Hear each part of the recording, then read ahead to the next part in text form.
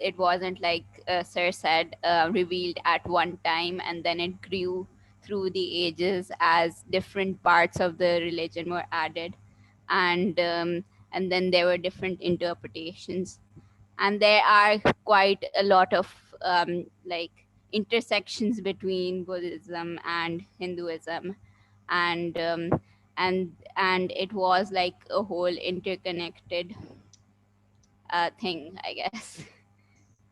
Yeah. So, okay, I'll summarize after you've all spoken. Fatma? Can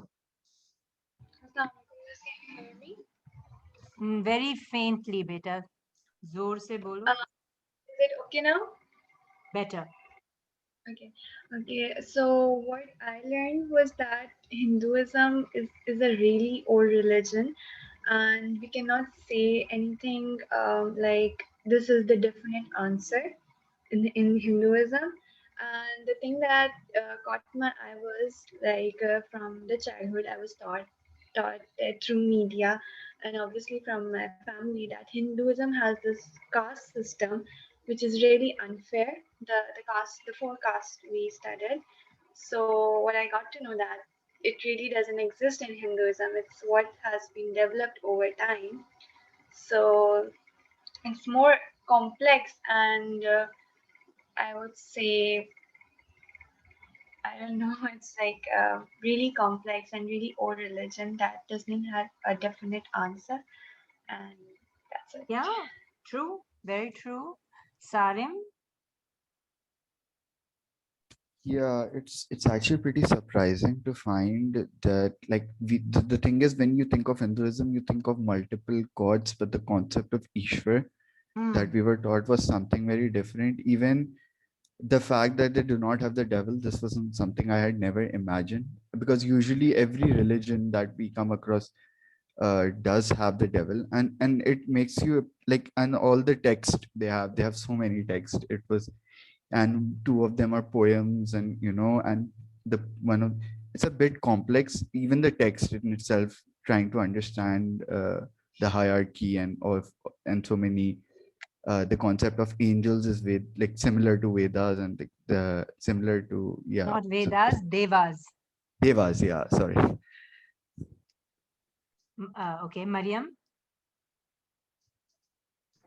Okay, just like Siren said and everyone in the chat said, it was very surprising to see that Hinduism had so many monastic elements, because obviously we all like what we learned from the media that we were exposed to from the childhood, that they have so many different gods. So it was always like maybe they have different sects and they have different gods for different groups of people. But it was so surprising to see that in fact they have a very complex systems of deities, and they have this they have taken element, they have influenced other religions as well, and they're so interconnected to Buddhism as well, which was also very surprising.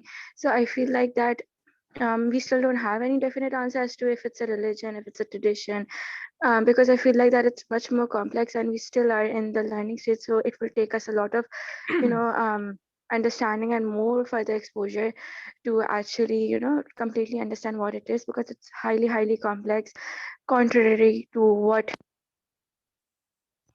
Oh, lost your voice, Mariam. um Yeah, now am I I can hear audible you. now? Yes, yes, yes. Okay, so I was just saying that it is extremely contrary to what I thought, because of its monastic elements, as well as the amount of text they have, and the way and every, like, the system is organized, like it's so complex. Before that we thought that there's just multiple gods in Right, Hinduism. right. Ayaz. Uh, Good afternoon, ma'am. Good afternoon. I think we learned that Hinduism is the most antique religion which has been here since 4 to 5 thousand years. And secondly, I think it's a more diverse religion, having different traditions, cultures, and its own ritual and values. And thirdly, with the passage of time, we came to know that there has been many misinterpretation in the religion, and especially pertaining to their deities, their gods, and also the manifestation of the great tradition within the Hinduism. And also we learned that this religion led to the creation of other religion like Buddhism, Sikhism, and which are uh, it's, more common in India. And lastly, we Pakistani, especially myself, I would say for myself, and we Muslims in Pakistani don't really study the Hinduism. And at that day, when Sir gave a lecture on Hinduism, it was a great experience, and I came to learn much about Hinduism. Great. Anas? Hello, am I audible? Yes, you are. Oh, so I got a few impressions on Hinduism from the lecture. So the primary one being a newfound fascination for uh, Hindu mythology or the stories of Indra slaying the Vitriya, etc., etc. And the one thing that particularly stuck with me was their rather mathematical concept of time and how the holy number nine was multiplied with uh, the 12 horoscope elements to come up with the number 108. I found that really fascinating. And similarly to what other people said, it's really hard to define Hinduism because if something is in a constant change of flux, if you define it now, you're ignoring all the possibilities that it could turn into in the future, I would say. Okay. Yeah. Sumaya? Am I audible? थोड़ा सा और जोर से. Am I audible now? Yeah. Okay, so the one thing, like everybody has almost covered everything. But the one thing that I really liked was even in the documentary and in the seminar that they explained many terms by overlapping it with Islam, which is a religion most of us are familiar with. Like at the top of the head that I remember was like there was the example of Kalki or the Nishkalank avatar, which they did it with Imam Mehdi. So that made it easier to understand and also made it interesting as well. Right. Of course, it's easier to understand something very that seems very alien when you analogize it to what is familiar. So, which we do this, I mean, it's how our brains function. Maria?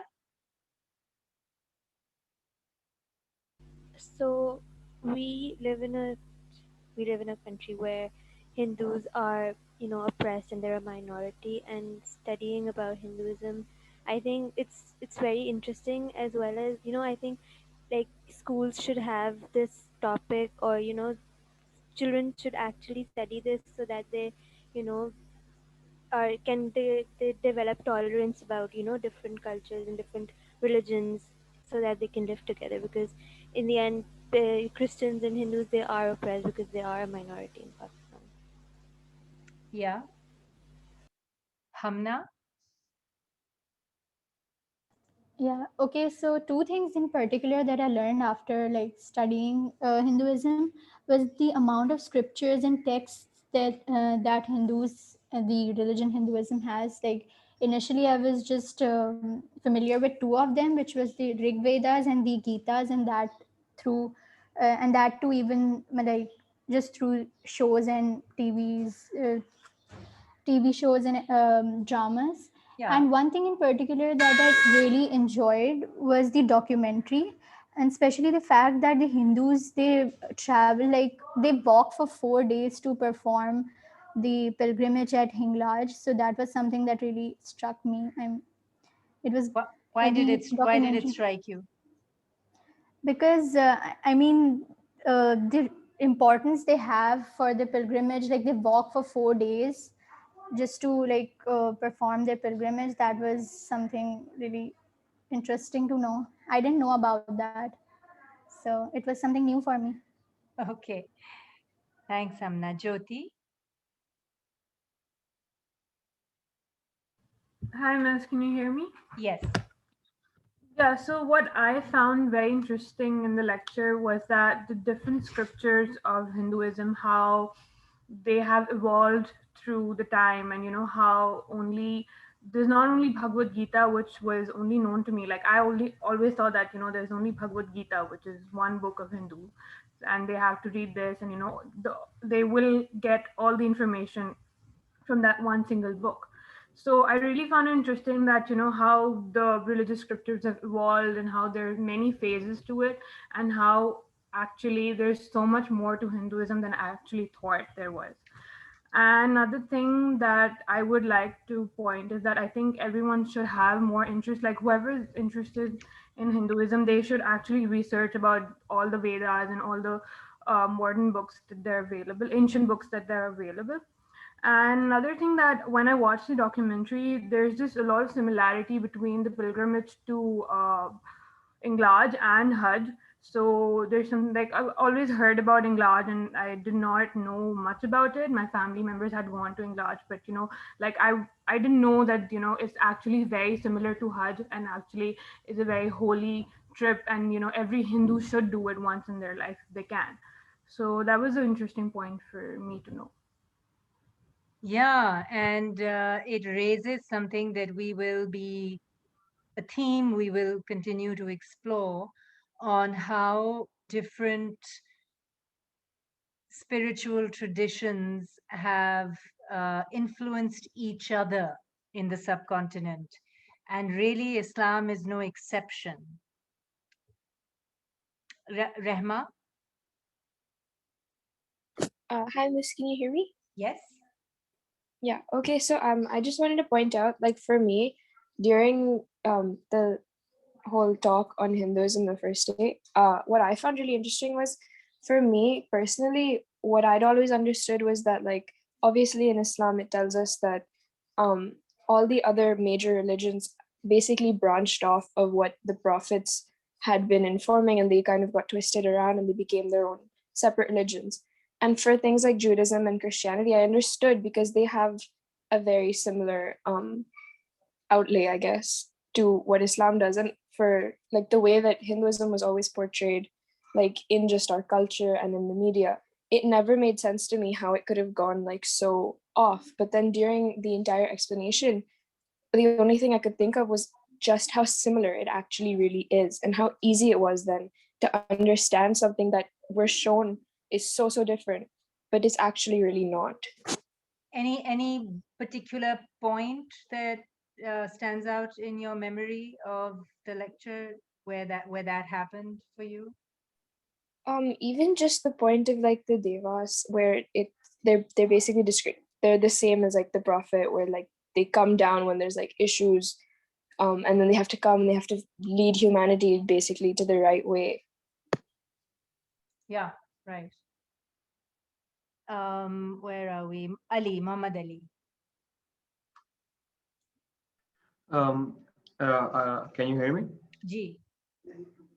So one of the most striking things actually from the documentary was कि मैंने ये note किया था कि throughout the documentary there were so many similarities between the Islamic tradition or the way Muslims do things with the Hindu tradition. And मैंने ये note किया कि एक तो जो उनके मंदिरों में उन्होंने टोपियां पहनी हुई हैं वो are the masjids, and as Say well that again. जो एक I lost your voice for a few seconds. I said I noticed that in the video that the topi और जो cap उन्होंने सर पे पहनी हुई थी एहतराम के तौर पे when they were visiting the mandir in front of a murti, so those are the same topis that we wear in our masjid. Yes. So and the second thing was कि I mean एक मैंने रस्म देखी थी जिसमें a person was supposedly possessed by an evil spirit और उसको जिस तरीके से वो मतलब वो कर रहे थे ना क्या कहते हैं उसको मतलब उसका पोजेशन उसको दूर कर रहे थे, तो वही तरीका मतलब काफी बाबे हैं मुस्लिम ट्रेडिशन के अंदर भी बाबे, और in some cases I have seen Christian कह लें इसी तरह की रस्में होती हैं कि वो निकालते, तो रस्में बिल्कुल सिमिलर लग रही थी मुझे, और जो वो एहतराम और वो जो इस तरह का सीन था कि मंदिरों के अंदर एहतराम है, वही एहतराम मस्जिदों के अंदर भी होता है. और during the documentary I noticed that there were some different scripts that people were using to read at for example there was a lake, a very sacred lake where bury the ashes of the people. So wahan pe they were reading things from a different script, and people from different parts of Pakistan would have come, or India would have come, and they were reading things from a different script. That was something that was striking to me. And other than that, एक और similarity वही जो अभी point out की थी कि जो अवतार का कॉन्सेप्ट है कि दे कम, जो मतलब संस्कृत की वो बात है, आई डोंट नो, यदा यदा ही धर्मस्ते, कि जब भी मतलब कोई रिलीजन के अंदर वो खराबी आ रही होती है तो विष्णु या फिर जो मतलब परमात्रा है वो अपना एक अवतार भेजता है जिससे मतलब everything's reset, everything's he brings this message again. तो वही हमारे इस्लाम का कॉन्सेप्ट भी है कि prophets come when in the time of need, and Prophet Muhammad is the last prophet. And in the similar concept there is कि अब आखिरी अवतार आना है Hindus का, Hindu tradition का. So that's also very similar. और जो हज का कॉन्सेप्ट है, it's a final pilgrimage. Muslims के लिए भी हज करना लाजमी है, और मतलब इट्स आर्टिकल ऑफ फेथ. और a spiritual journey of a Hindu is incomplete if they have not made a pilgrimage to Himlaj, which is also a similar thing. Yeah, thank you, Josefa. अच्छा, तो मेरे लिए जो चीज़ दिलचस्पी का बायस की वो ये थी कि हिंदुओं में भी मतलब ये जो मज़हब है इसके अंदर भी दो पैंथियंस हैं, मतलब दो गिरोह हैं खुदाओं के, एक ओल्ड पैंथियन और एक न्यू पैंथियन है. No one had जैसा कि mentioned that yet. Thank you. जी, तो जिस तरह के अभी आजकल का मतलब चल रहा है सारा निज़ाम, तो उसमें जो है वो जो पुराने खुदा है उनको एक किस्म का साइड लाइन किया गया, और फिर जो नए खुदा हैं मतलब 33 देवास, उनकी जो है ना पूजा की जाती है, और उनको मुख्तलिफ तरह से.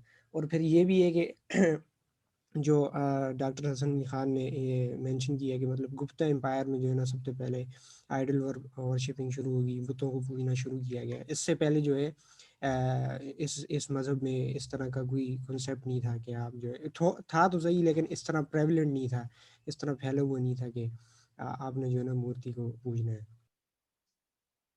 ठीक. Ramin. Yeah, one thing I realized after attending the lecture and watching the documentary is how misinformed we are. Like, I can't even say misinformed because there is little to no information that we have about other faiths, especially Hinduism. And it may be because we're just used to like living in a majority where we haven't felt our faith to be threatened, and hence we didn't like make the effort to know about others. But one thing I noticed that everyone in the documentary had a very good amount of knowledge about Islam, and they had enough knowledge to make parallels with Hinduism. Like if I had to explain Islam to someone else by making it analogous with other faiths, I don't think I'd be able to do it. So it was kind of boggling for me how little we actually know about other faiths. That's a really good point, and I think you answered it yourself also, right? That they have to know. This film is not representative of all Hindu tradition widespread over the Indian subcontinent and beyond, right? It is about a very specific local form of Hindu tradition that is found in Thar. Let's also remember that. Why it is of exceptional interest, apart from it being the only Hindu majority region in Pakistan, which in itself is very interesting, the other reason it's of interest is शायद इस वजह से, क्योंकि ये modern India का हिस्सा नहीं है, यहाँ पे certain pre-modern aspects of Hindu tradition and Hindu spirituality have survived the kind of reform and revival and modern definitions of Hinduism as a religion that have emerged in the modern nation state of India as part of the nationalist project. So that, for an academic and a historian, is of particular interest in Thal. It is it's living proof of the existence of, first of all, the old pantheon, right?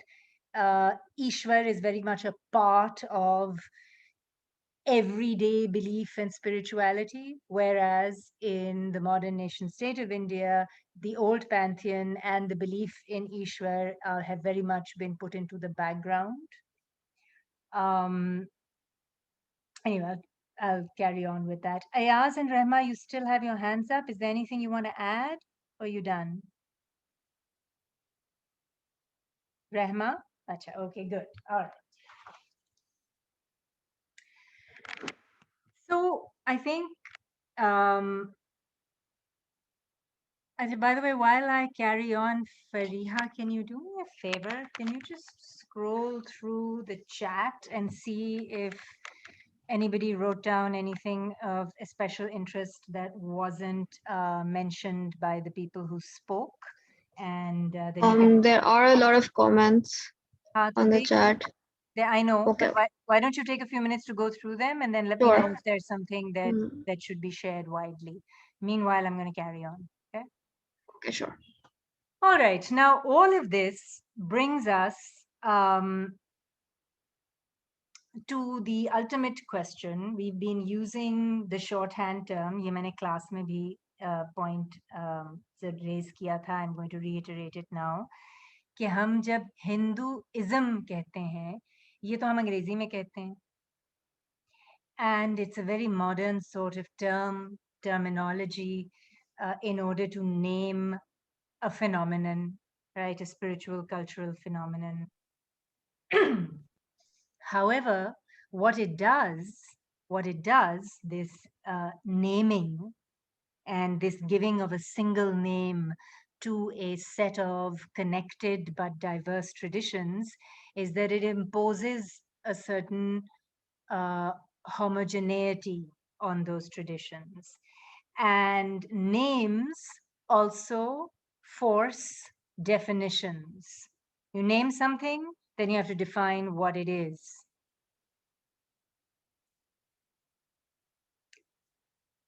Most probably, if you showed this film on the spiritual traditions of Thar to an audience of modern day Indian pundits, they would consider it not Hinduism.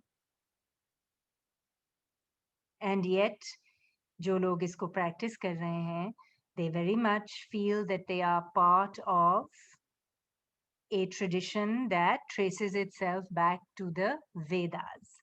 Now, another reason this name of Hinduism is very problematic, and why we will try to think of other ways of talking about it, is now where we're going to go back to this business of the name. If I take you back to weeks 1 and 2, we talked about what is the Indian subcontinent. We spent some time on its geography and how its geography makes it a unit of land that is naturally cut off from its neighbors. It's not easy to traverse those mountains or rivers or the sea, but within those natural boundaries, it's quite easy to move around. That creates a socially, culturally, economically, and linguistically connected unit. Just like Europe. Europe is the best analogy.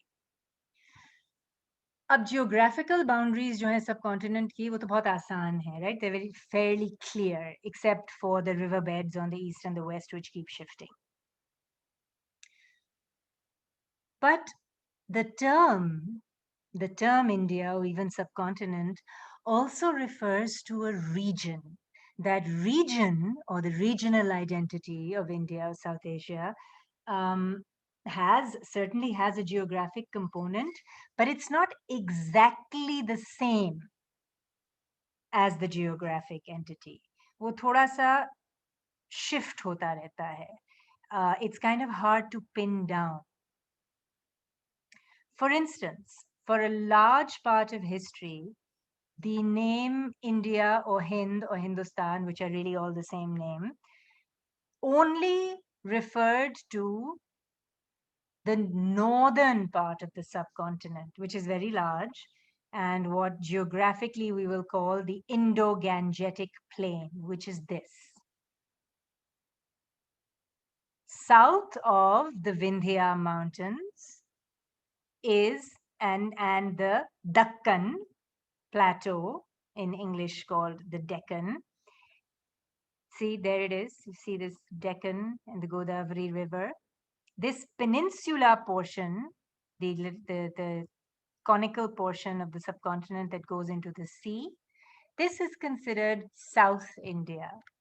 And because this Deccan Plateau with a mountain range and a river going right across it creates a fairly serious geographical boundary, all the areas south of the Deccan Plateau evolved somewhat differently to the north. Of course, there was a lot of give and take. There were periods when the north conquered and ruled the south. But nevertheless, even today, their languages, their forms of Hindu tradition and so on are quite different to the north. Now, in North India, all the way from Sindh and Punjab to Bengal, this is a range of peoples and languages in particular. Languages, many languages exist in this huge North Indian region, but they are connected languages. They're all connected Indo-Aryan languages. सबका grammar एक जैसा है, बहुत सारी shared vocabulary है. आपको आसानी से ये सारी ज़बानें समझ में नहीं आती हैं. Some are very close, right? Punjabi and Urdu are relatively close. It's easy for the speaker of one to learn or at least understand the speaker of another. Marwari and Sindhi are very close, as are Saraiki and Sindhi, and then Saraiki and Punjabi. It's almost, you can think of it as a color spectrum, a continuum, where one cultural zone just kind of bleeds into the next. There are no hard boundaries, and there is a lot that is shared.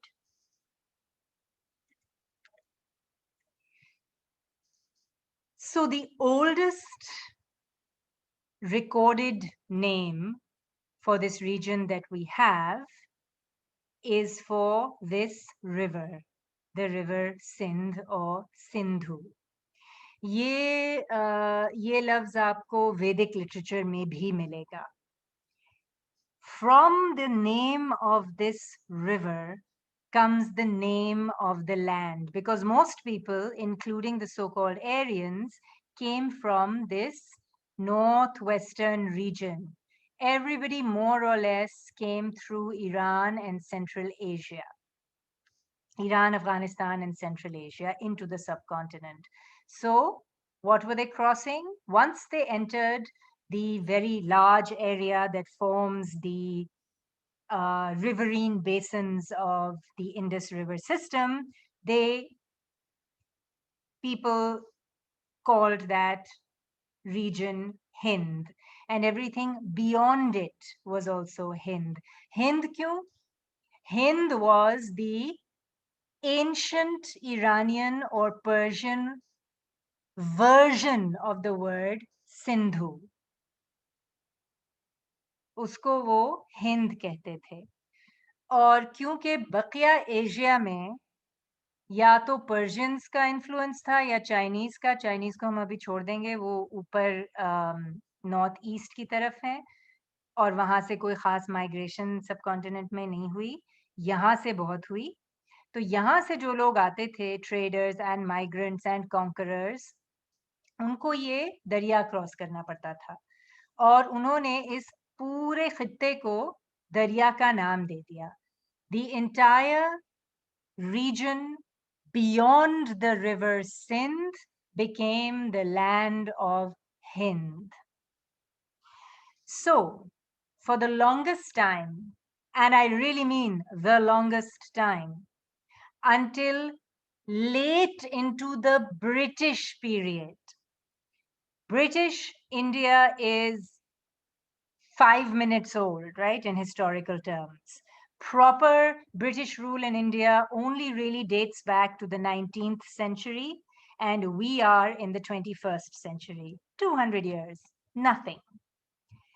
It is during the 19th century that you first start hearing the term Hindu and then Hinduism to talk about a set of related religious traditions and practices that were not Islam. उससे पहले for at least 2000 years or 1500 years, the word Hindu just meant anybody who lived in the land of Hind. मैं भी हिंदू हूं, आप भी हिंदू हैं, according to that definition. And Muslims who came and settled here from the 6th, 7th, 8th century onwards, जो यहाँ आके settle हो गए, वो भी अपने आप को हिंदू ही कहते थे. उनका मतलब सिर्फ ये था कि हम हिंदुस्तान में रहने वाले हैं.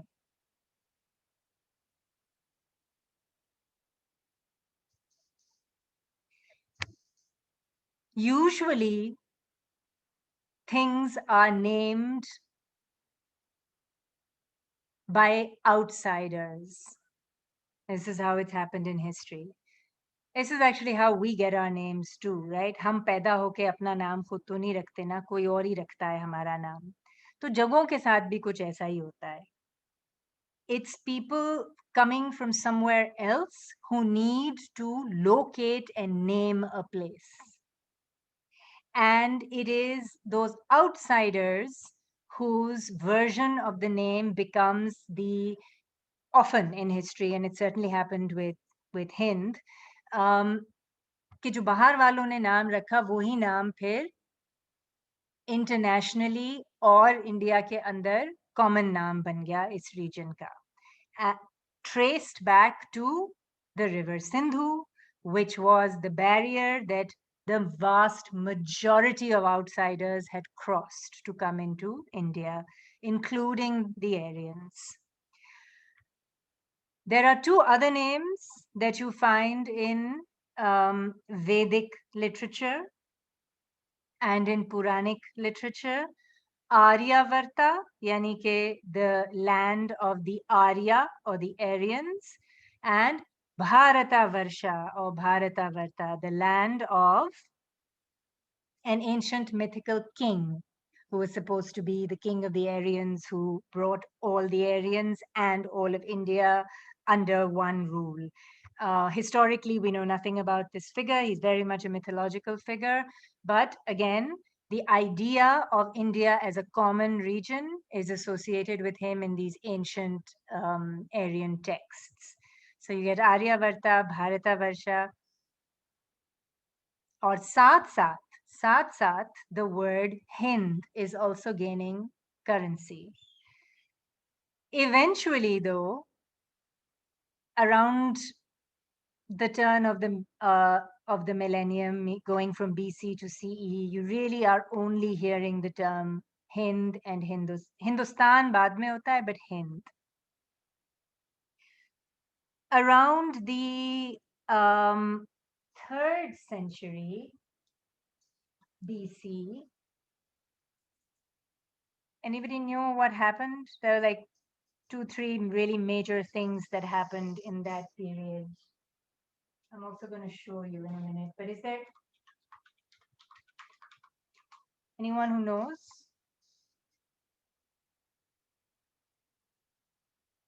3rd, 4th century BC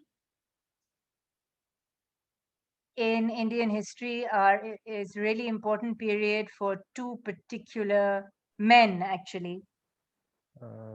Excuse me. I think it was the time where the Buddha was born. That's a really good guess, but no, the Buddha had been born 200 years before that, but you're close. Miss, I think I don't know. It was like I think 5th, 6th century. It's like I remember Ashoka. Yeah, thank you. Ashoka. Ashoka is one of the great figures associated with the period that I'm asking. There's one more. Alexander. Alexander. Thank you. Anybody know anything about Alexander, the so-called great? Who is Alexander and why is he famous? Josefa. तो सिकंदर आजम ने उस वक्त के Persian जो king था दारा उसको शिकस्त दी थी और फिर उसके बाद मतलब आगे पीछे घूमने के बाद फिर उसने सोचा कि हिंदुस्तान की तरफ आया जाए। एक तो मिनट, यहाँ दारा से दारा दारा कौन थे, फिर से बताइए। दारा पर्शियन किंग थे उस वक्त, ठीक है। जो मतलब फारिस पर हुकूमत करते थे।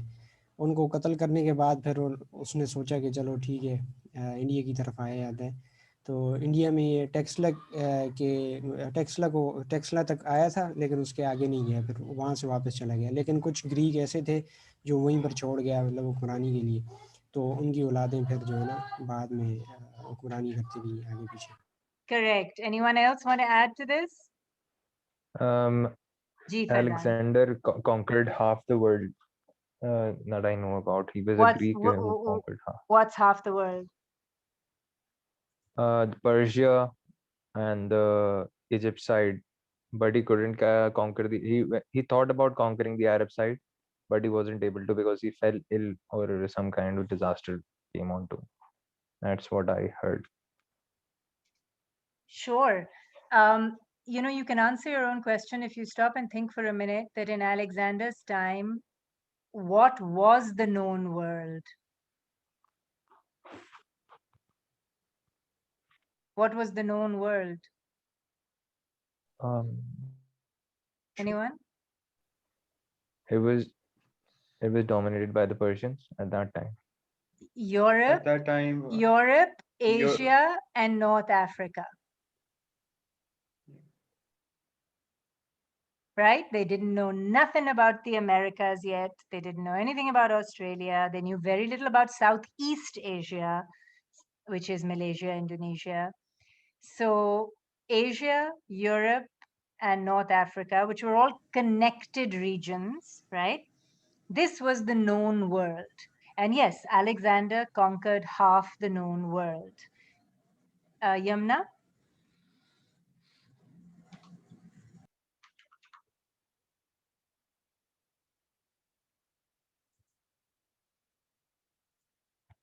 Alexander where was he from?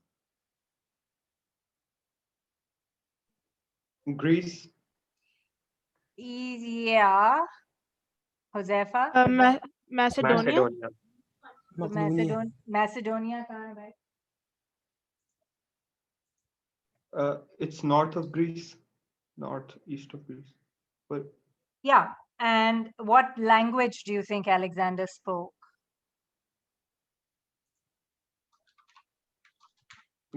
Greek. Ancient Greek, that's right. And Macedonia isn't Greece proper, but it's definitely part of the Greek cultural zone. They actually conquered Greece and other parts of Southern and Eastern Europe. And then he moved into Asia because the other great ancient civilization of the world was Persia. Ancient Persia and ancient Greece were traditional rivals. There are many wars that have been fought between them.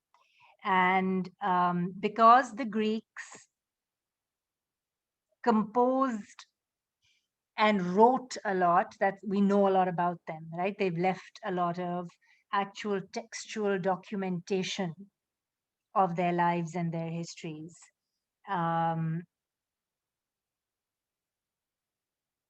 Anybody seen the visually stunning but otherwise awful film 300? Yes. What is it about?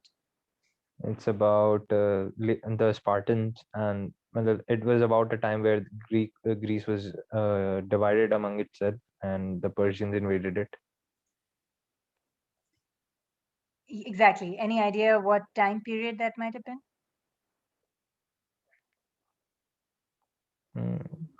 Third century. Which one? BC. Okay. 300.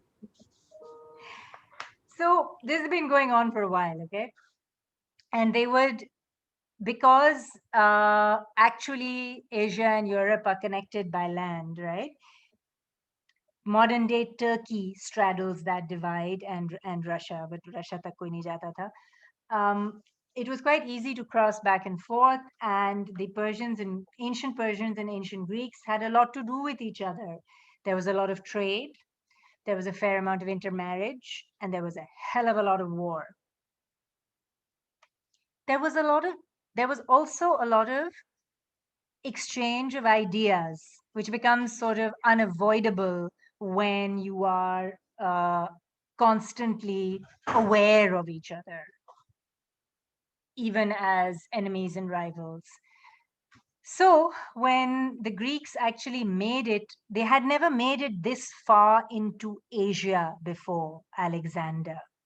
Alexander came to conquer the Persians because it was a point of pride and honor for him as a Greek to come and teach these guys a lesson, because the Persian Empire had always been stronger and richer than the Greeks, and it tended to, kick their ass regularly. So Alexander had come to teach them a lesson, which he did temporarily. And he made it all the way into India. They crossed through the passes of the Hindu Kush and they made it in, and all the way up to northern Punjab, where they say, this is what's recorded, right, that most likely Alexander contracted malaria. He was brought down by a desi machhar. By the time he left India, because it was too tough even for his soldiers. They were not used to the climate. They made it back into Persia, where he died. He had never made it home to Greece. But he had with him, apart from soldiers, he had with him a bunch of court intellectuals. He had with him chroniclers who are writing down what's happening, writing down what they're seeing. And they named this place that the Persians called Hind. They Grecicized it and named it India. So that's the first time you get the European version of the name documented. And it comes directly from the word Hind. Now, much later down in history, well into the height of Islamic civilization, well after Muhammad bin Qasim, we are now talking about circa 1000 CE, when Mahmud of Ghazna is coming and others are coming. By this point, modern Islamicized Persian has become the dominant language of the eastern part of the Islamic world. And instead of calling this region Al-Hind, which was the term that the Arabs had taken from the Persians, they Persianized it further and started calling it Hindustan. That is a Farsi formula for naming places. So you get this cluster of names, the ones that stick and stay down through modern history from 1000 CE are Hindustan, and then when the European travelers start coming, India. अब मसला ये पड़ा, जो हमने पहले भी बात की है, कि 1947 के बाद modern nation state जो बना, that now calls itself India, it has taken, or one might say hijacked, this old historical international name for South Asia, for Greater South Asia. And now the rest of South Asia, that for thousands of years was used to thinking of itself as Hind or India, had to think of other names and could not appropriate this name. So we came up with things like Indo-Pak subcontinent. That was one of the early Pakistani solutions to this problem of talking about the region. And then later on, white scholars sitting in America and England gave us a more geographic, neutral sounding term, which is South Asia, and which we continue to use now when we want to sound as neutral as possible.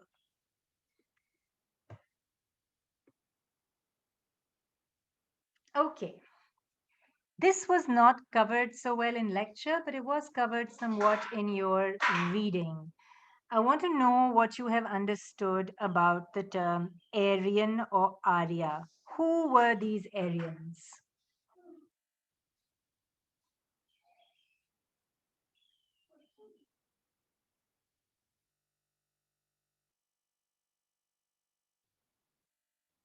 Who were the Aryans?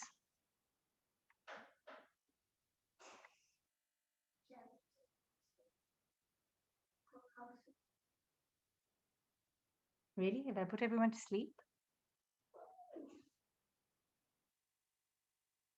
Okay, Mariam. Okay, so I'm not sure, but what I have read and seen, so the when the Vedas were written, the oldest literary monument of the Indian people. So the people who wrote these they called themselves Aryans, or the noble people, and that's one of the things I know. No, you're absolutely correct. So, the term Aryan, or in Sanskrit, Arya, is associated with the people of the Vedas. Ji Aisha. Ma'am, they were the people who transitioned from, being hunters to settled agriculture in the Ganga plains. And they had, like they had forms of government that were democratic, and they had assemblies that were known as Sabha and Samiti. So we're not entirely sure where they came from, but they definitely came from west of the Indus. They came from somewhere in Western Asia. They were definitely pastoral nomads, which means they moved around with cattle. You still have pastoral nomads in various parts of the world, in especially Central Asia. ये भी कहीं Central Asia से ही निकले होंगे as pastoral nomads. Currently, archaeological and genetic researches have indicated that Aryan is not so much an identifiable ethnic group, at least genetically. It is definitely an identifiable language family. So, Sanskrit, which is the language of the Vedas and the language of the people who call themselves Aryan, is a language that is extremely close to ancient Iranian, just as close as Urdu and Punjabi. That indicates to us कि ये वहीं कहीं से आए थे. Also, ancient, whatever we know of ancient Iranian social organization and religious traditions is quite shockingly similar to what we get from Sanskrit, from ancient Sanskrit texts. For instance, the division of society into 4 major groups, right? These ones. अच्छा, ये तो हमें सांस्कृतिक literature से मिल रहा है, ब्राह्मण, क्षत्रिय, वैश्य, शूद्र. By priestly class, military, political ruling class, the craftsmen, upper craftsmen and tradesmen who are Vaishya, and then the lowest rungs of human society, people who did menial work, like peasant farmers and cleaners and goat herders and leather workers and so on. And then, of course, there are all these people who are outside this four-layered system.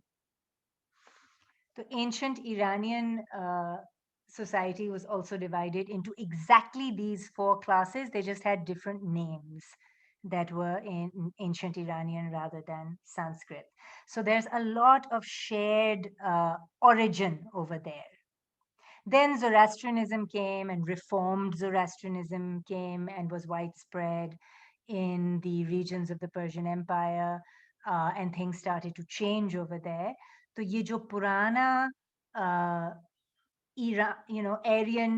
Aryan Iranian religious social system था, ये फिर इन्हीं लोगों के साथ जो India आ गए थे, it lived with them, it lived on with them, and they took,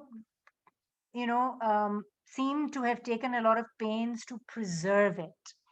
It seems that the earliest forms of the Vedas, especially the older verses of the Rig Veda, were an oral scripture that the Aryans probably brought with them from their old homeland into India.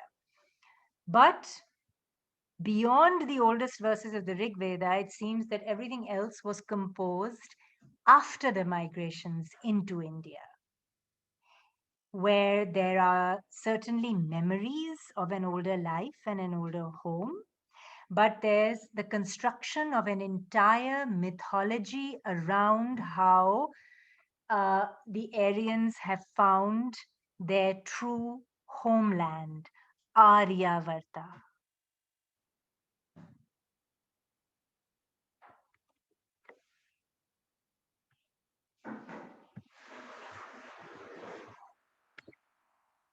Guys, give me a moment. I'll just be back in a moment.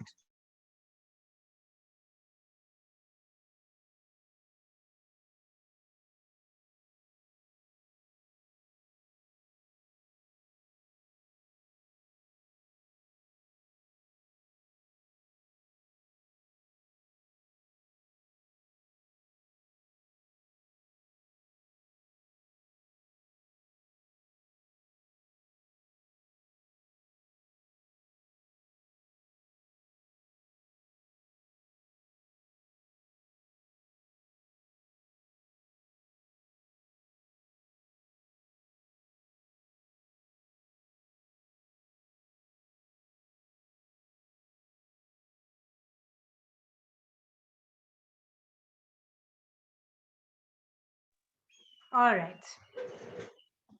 So the final really important point that I want to make, because this is very confusing.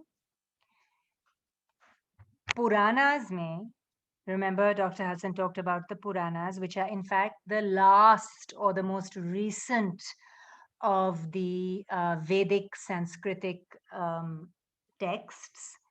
It is in the Puranas that you get a proper definition of class and caste. Now, there are actually two different things going on. There is this Vedic Sanskritic class system called Varna, which actually means color. That there are four colors to society. And then there is caste, which is also called jati, and the same word in its Urduized, Persianized form is zat. और जात का concept or जात का लफ्ज is alive and well even in Muslim Pakistan. Right? I'm sure many of you are familiar with it. आपकी जात क्या है? There are thousands, tens of thousands of castes. Some of them are simply subsections of the classical Varna or class system, just as there are supposed to be 108 subcastes of Brahmin. But some, it seems, don't quite come so neatly into the Aryan Sanskritic social system. Some are just tribes or clans that were associated with a particular area or a particular profession who pre-existed in various parts of the subcontinent. They were already here.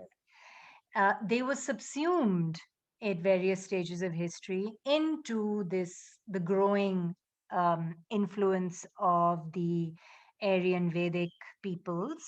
तो उनको अपने religion में भी उन्होंने ले लिया, giving them a space within one of the four classes.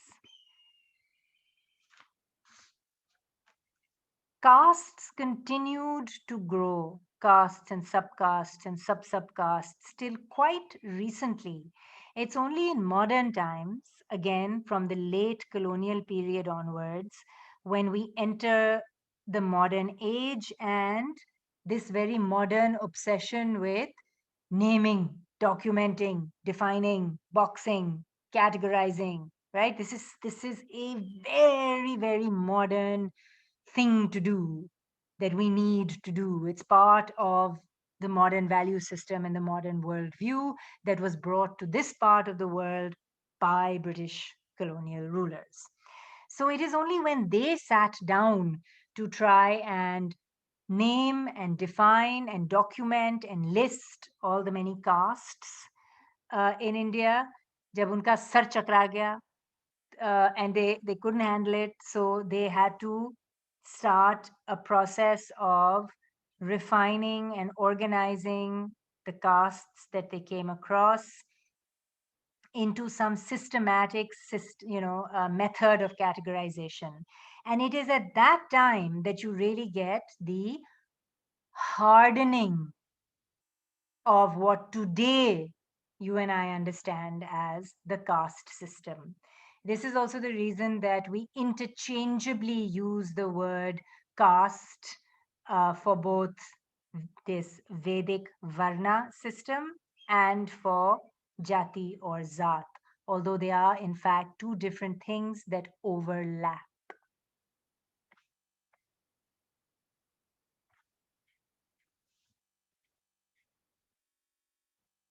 Any comments or questions? Yes, Aisha. Ma'am, I just want to ask that there was a person, Purusha Sakta, जिनसे जो वर्णा थे ये चार निकले थे.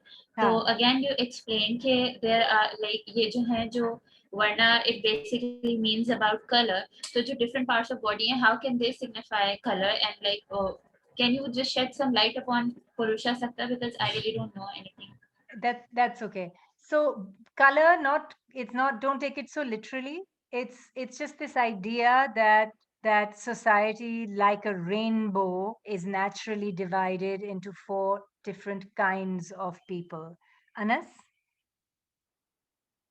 I had a question about how you mentioned that there were certain categories and identities that were hardened and more defined during the colonial period. And we also talked about how when you give something like a singular name, you're imposing a lot of homogeneity. And yes, I was curious as to how do you navigate that and how do you talk about things if you weren't to define them? Because my brain's lost in that. I know, right? It is very hard, but we will try to explore how South Asians navigated this before the modern way of identifying people and self-identifying came to be. Okay, this was something that was also gone over very quickly in Hassan's lecture. So I'm going to go over it now because we sadly will need to move on as of next week. Although this stuff is super interesting and you're really encouraged to go ahead and keep exploring on your own. So we talked about how the Vedic system. Does anybody understand the meaning of the word cosmology? Can you help me with that? What does cosmology mean? Making prediction based on stars. No. Omer? I think he means astrology. So cosmology is the study of the stars and the universe, and it comes from the word cosmos, and ology, which is a study of something. Close. Josefa? Cosmology में हम origin of universe के बारे में पेश करते हैं अपनी That's theory right. वगैरह. Thank you, Josefa.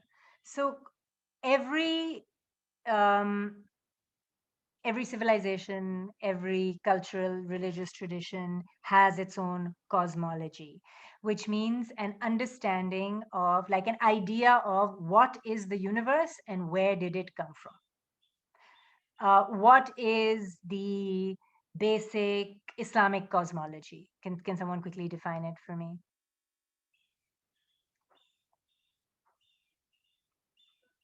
Yes, Sarah. So it's the concept of kun fayakun, I think. Okay, and that Allah subhanahu wa ta'ala said kun and then the universe came into being. That's right. And what else? Aisha? It, like we have been taught कि अल्लाह सुब्हानहू तआला ने जो है 7 दिनों में ये दुनिया बनाई थी, and then he ascended Hazrat Adam alayhi salam, and there is a story behind it. So he was the first person to come on earth, and that was a punishment for him, and that's how the human civilization started. Okay. Do you remember what Hassan said about time? Time is part of cosmology. Someone else? The 4 periods. Yeah. So we're still trying to define Islamic cosmology. I want you to add the element of time. Sadaf. I think it was like the Prophet Sallallahu Miraj. So in that he descended to like the different levels of heaven, and the like time over there, it was like it took him, like the concept of time was different in the sky as it was on the earth. Maybe that. Did you attend Dr. Hassan's lecture, Sadaf? Yes, I did.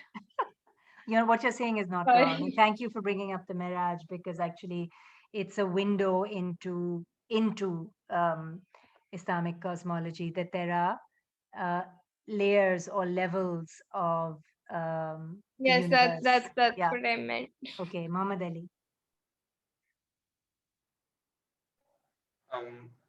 तो Islamic cosmology के लिहाज से अल्लाह ने सबसे पहले मतलब कायनात को जब अल्लाह ने बनाया तो शुरू में सिर्फ एंजल्स थे, फरिश्ते थे और जिन्नात थे.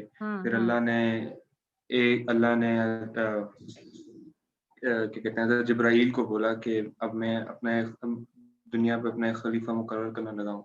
तो फिर अल्लाह ने हज़रत आदम अलैहिस्सलाम की तख्लीक की, और उसके बाद फरिश्तों को और सारी पूरी कायनात के हर चीज को कहा कि आदम को सजदा किया जाए, और हजरत आदम इस्लाम को सजदा किया. फिर शैतान इब्लीस ने सजदा करने से इनकार कर दिया, क्योंकि उसने बोला कि मैं आग का बना हूँ, तो मैं एक मिट्टी के बनी हुई तख्लीक को कैसे सजदा कर सकता हूँ. तो इसके बाद जो इब्लीस था वो मरदूद हो गया, उसको मतलब इसके ऊपर मतलब सजा मिली. तो हजरत आदम जो थे वो जन्नत में रहते थे अम्मा हवा के साथ. तो उनको मना किया था कि आपने इस एक स्पेसिफिक दरख्त से इसको आपने यहाँ से फल नहीं खाना. तो हजरत आदम इस्लाम को ये मना किया था. तो उसके बाद क्या हुआ कि इब्लीस ने किसी तरह वर्गलाया और वो फल खा लिया गया.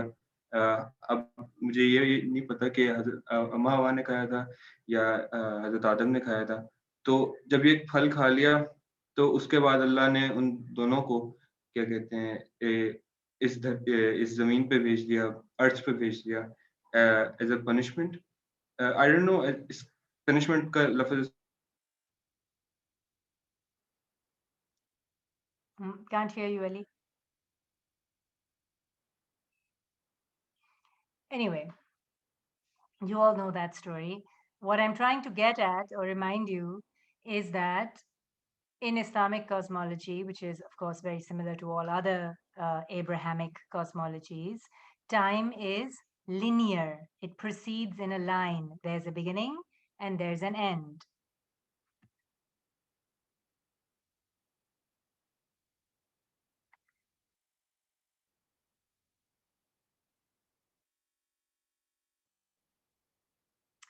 Right. Sorry, I was just looking at the chat.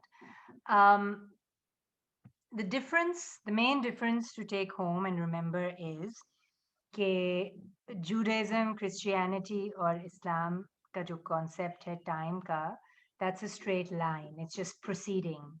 Time is marching forward. You know, you can't go back. There is an origin and a beginning of the universe, which many of you clearly stated and told the story of. And then, of course, all the Abrahamic faiths believe that there will be an appointed day on which the universe will end. And that's it. We don't need to worry about what happens next. And human beings are creatures that exist in this linear time on Earth. God himself, of course, exists in eternal time, which we cannot hope to understand. He'll be there. He was there before and he will be there after. Why, we don't know. Or how, we don't know. In the Vedic or Sanskritic worldview of the universe, in their cosmology, both time and existence are cyclical. The idea is that there are endlessly occurring cycles of time and creation.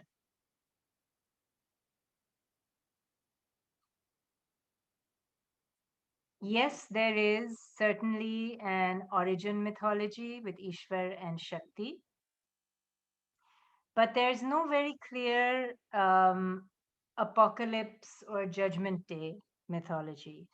It's like a sort of never-ending spiral, cyclical spiral of time and creation. Now, how is creation cyclical?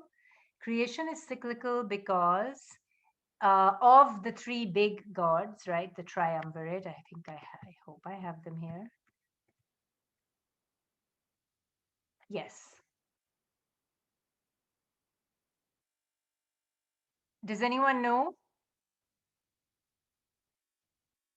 who these three cosmic figures are and what their job is? G. Laiba? Miss, is it a picture or it's a text written here? And you can't see it? No, I cannot.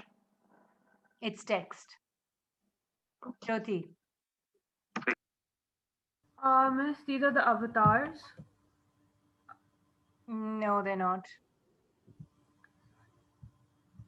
इनके अवतार आते हैं ना दुनिया में. तो This is the these divine are Trimurti. हाँ. जी Ali. so this is sort of like a trinity because Brahma, Vishnu is the creator, Brahma is the preserver. I think Brahma is the creator, Vishnu is the preserver, and Shiva the destroyer. That's right. So, go on. So basically, it's sort of like Vishnu के जो अवतार आते हैं, जैसे for example Rama and Krishna, जो कि वो अपने अवतार भेजते हैं दुनिया में to preserve the religion and the peace in the world. मतलब अगर कुछ खराबी हो रही है तो वो अपने अवतार भेजते हैं. और Shiva basically has the power to destroy the world. और उनकी जो तीसरी आंख है itself, that when it opens, everything will like literally boil. And Brahma basically created the whole universe. So now look at their jobs.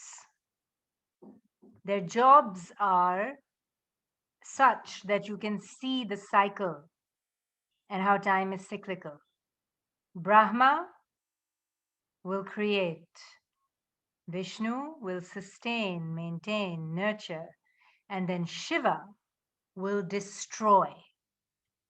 Why does he destroy? Not because he is at all an evil or devil character, that is his power. Yes.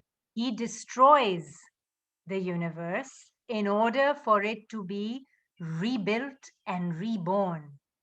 So here's your cycle. See, it's moving. I mean, I have just randomly placed them, but if you look at the movement counterclockwise, you see that it'll just go on forever and ever. Brahma will create, Vishnu will sustain, Shiva will destroy, Brahma will create, Vishnu will sustain, Shiva will destroy, so on and on and on. Now, in this cyclical concept of time, the smaller, smaller creations like human beings, animals, plants, all living things, they exist in the same cyclical time, which is where the concept of rebirth and reincarnation comes from. So that whole thing happens in a microcosm within an individual living thing, such as a human being. I will be born, I will live my life, I will die, then my soul will be regenerated and reborn again, depending on, and what will I be reborn as?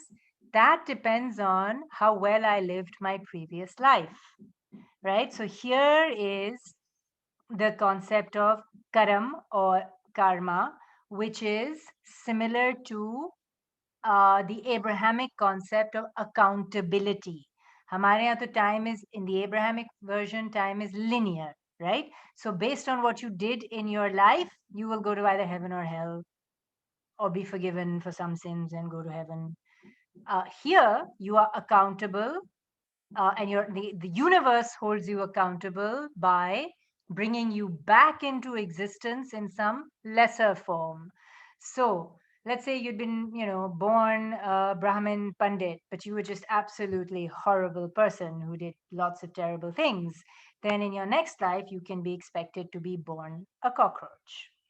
And I'm exaggerating, but it's like that.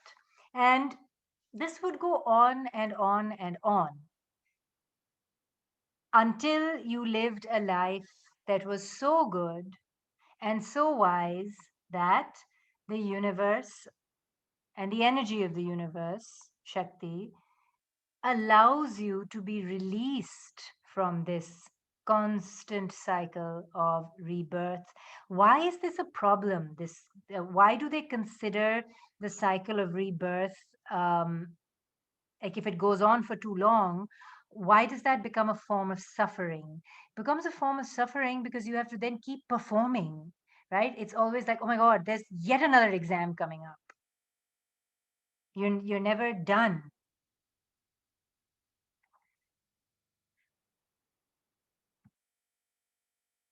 And so at the end, you want mukti from all this.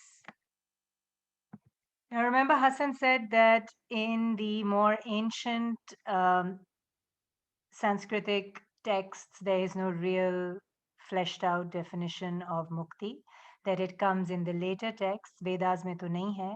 And because it comes in the later texts, it is likely to have been directly influenced by Buddhist ideas.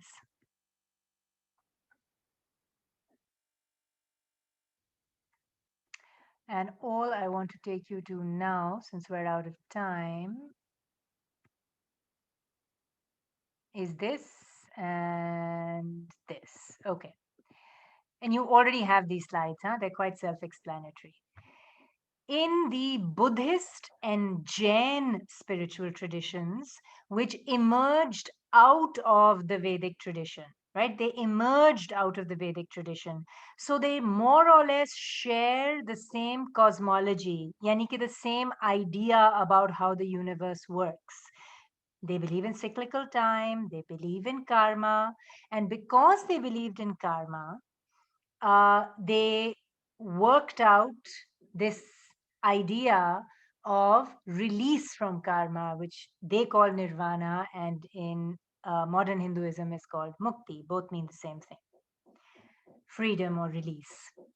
In order to truly achieve it, this is the teaching of the Buddha, but very much also of the Jains. The Jain tradition and the Buddhist tradition are born roughly at the same time, and they are very, very similar in values and outlook. And one important value that they share is that the ultimate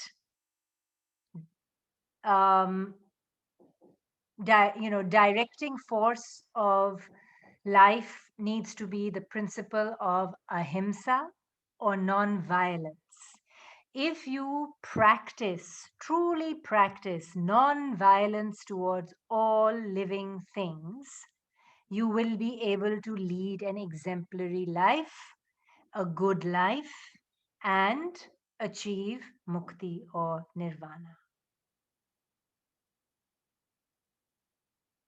और जो vegetarianism का tradition है वो यहीं से आता है. Before the spread and popularity of Buddhist traditions across India, Aryans or followers of Vedic religion were not vegetarian. They conducted very bloody animal sacrifices and they ate meat. So both nirvana or mukti and the related concept of ahimsa come into the wider Vedic tradition through the reform movements of Buddhism and Jainism. तो ये है spiritual philosophy behind vegetarianism. Jains जो हैं वो और भी ज़्यादा strict हैं. They will not eat root vegetables, like potatoes or garlic, because that kills the plant. You are in fact taking life. Even more extreme sects will wear muslin face masks, which we are now so familiar with, but they've been doing it for thousands of years. Why? Because they do not accidentally want to breathe in small organisms from the air and kill them.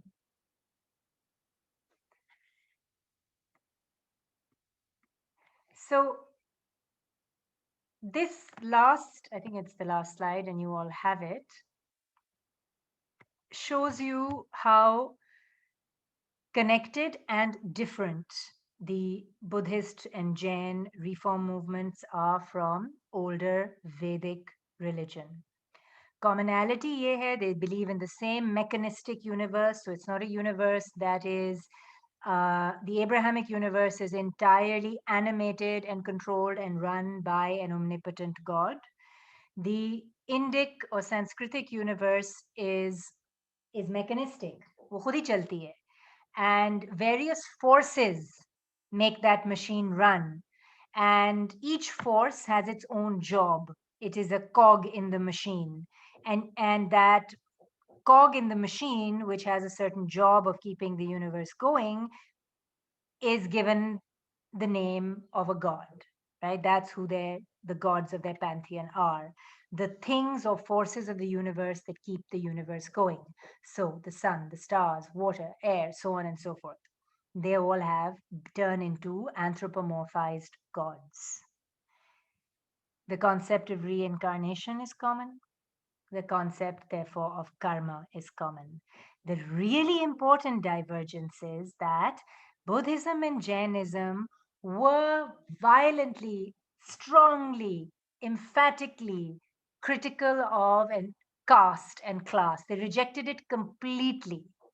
So it is an internal rebellion against the class system.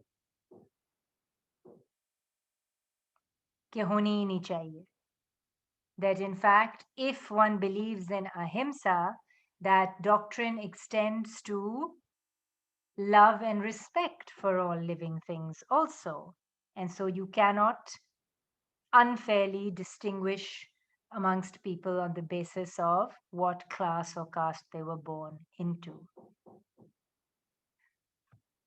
Okay, we're very much over time. Thank you for bearing with me. You are welcome to quietly leave. Anybody who has questions is welcome to stay for 5 minutes and ask them. Aisha? Ma'am, there is a concept of Sat Janam in Hinduism, in contemporary Hinduism. I'm not sure about whether it is historic or not. So, like, it is kind of, I don't know about it definitely. It's kind of contradicting with the concept of mukti. अगर 7 जन्म होते हैं, तो again 7 जन्म के बाद there would be an end.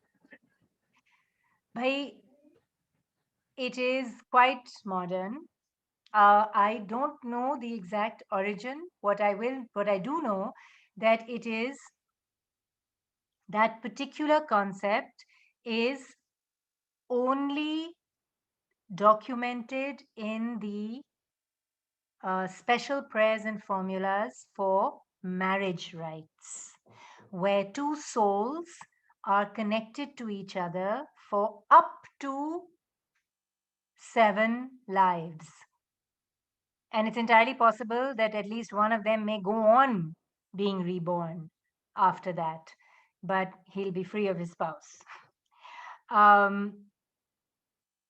The other thing, of course, is that that you can interpret that idea of Sat Janam metaphorically.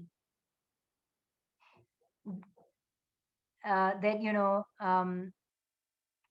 there is like, as some, I think Anas mentioned in the beginning of class, various numbers have spiritual significance in this religious system. And the number 7 is one of them. So it is just a wish or a prayer that is given to a married couple as they are joining together, that may you belong with each other for the next 7 lifetimes, should you be reborn in 7 lifetimes. Fatma? Miss, I had a question about the Aryan. Ji. How true is that when they came through the northwest, they attacked the Indus Valley civilization, or like they had a role in banishing them? Is it true? Say that again. I missed a bit of what you said. I was wondering that when Aryans came through the northwest, did they attack the Indus Valley civilization, and that's why they disappeared? Like, did Aryans had any role in the vanishing of Indus Valley civilization? So there's a lot of speculation. Most likely, a bunch of different things happened at the same time. We do have archaeological evidence now for a major shift in the course of the river Indus. You can only imagine how devastating that would have been to the towns and villages along the original beds of the river. So that would be a natural disaster. The river Indus also lies on a major fault line for earthquakes. You feel them now, they happen, right? There could have been a major earthquake also, and that actually may have caused the river to shift. These natural disasters would obviously have put huge, it would have devastated the settlements of the Indus Valley civilization and put huge pressure on the remaining peoples and cities, which would then have made it very easy for the incoming Aryan migrants to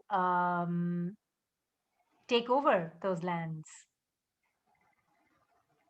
So that is the archaeological speculative story of what probably happened. Not it is not a story of violent warlike people coming ekdam se and killing everybody. It's not that. Okay, thank you. Momena? Hi, ma'am. Am I audible? Yes. Yes, so I just wanted to get a bit some clarity on how the concept of mukti works for my own understanding. So we're saying that Hinduism may, if you're a horrible person in one lifetime, you're born as a cockroach in the other, just an example. Please don't quote me on that. That's just a random example I'm giving. But yeah, go on. Yeah, I know. This is also an example. So is the fact that you are a cockroach in itself a suffering, or is the fact that you're just having another lifetime, is this the suffering? Because that's a really good question. Both, right? So to be born in a form where your life will be full of suffering. Let's say you're born into a very poor, very badly treated, untouchable clan. I'm sorry, we didn't talk about that today. But if you read the chapter, then you know that I think Shudras are in the caste system. ठीक है ना? Oh, yeah. Shudras तो class और caste system के अंदर हैं. They are still very badly treated. मगर फिर बहुत से लोग उसके बिल्कुल ही बाहर हैं. Okay. That, by the way, includes the Muslim elite who came later and became the rulers, and the governors and the generals, but they're still considered by followers of Vedic religion to be outside the class system and therefore mlecha or untouchable. And then, of course, there were a lot of communities already settled in South Asia who were not part of Vedic society. And they were usually tribal or, again, pastoral nomadic communities, जिनको ये लोग जंगली कहते थे. अभी तक हैं चंद जगहों में, like the Santals in the jungles of Bengal, for instance. They're not part of the Vedic social system, so they're also considered untouchable. Untouchable just means someone who's completely outside the system. So being born and untouchable would be a punishment, because that would mean that you simply cannot live a life of purity that will help you reach mukti, because you cannot participate in any of the Vedic rituals that help you do that. Okay, but I think it's pretty unfair, because it's at least important to be born as a human. Usme bhi human may be untouchables ho sakte hain, but there is no such thing as a nice cockroach or an evil cockroach. So if you're born as an animal or anything of that sort, to phir to aapka, like, the option to live I see what live. you mean, right? That there's no that it's all instinct and not free will as such.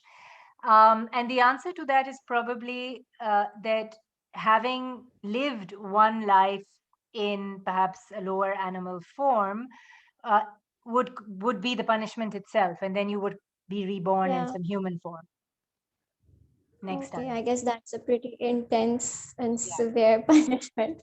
Yeah. Okay. Thank you. Miss Alia, Ji Fariha. I still can't save the chat. Like I'm not getting the option. I have made you co-host. You know that I couldn't do it either. I've It's tried many probably times. you have to change some setting or something. Okay, you and I will work that out later. Yeah. आज के लिए Can I अलविदा. leave now? I have another class. Of course, go ahead. Okay. Great. Allah Hafiz. Hafiz. Anyone else have a question, something they want to talk about? No? Azan, I can see, Abdullah and Shahrukh. Are you guys actually here? Because if you're not, I'm going to mark you absent. No, Hi. I am here. Okay. That was Abdullah, right? Yes. Yes, so why don't you go? I miss. Hello, Yes, Shahrukh. yes. Azan, are you there?